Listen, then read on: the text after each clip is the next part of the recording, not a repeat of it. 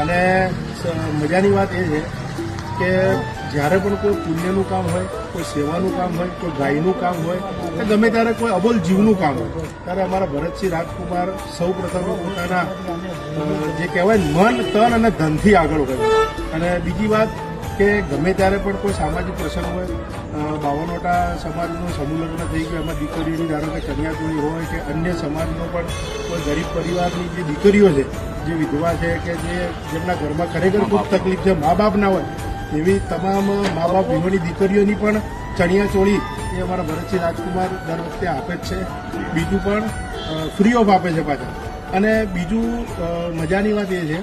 કે પાલનપુરની અંદર જાહેર કોઈ પણ કાર્યક્રમ હોય, કોઈ પણ સેવાકીય પ્રવૃત્તિ હોય કે ગમે ત્યારે પણ કંઈ ફાળાની વાત હોય ત્યારે એ સામેથી કહે છે, એમના જોડે લેવા જવું નથી પડતું, એ સામેથી કહે છે કે ભાઈ આ સેવાકીય કાર્ય. અને સૌથી મોટું અત્યારે જે અબોલ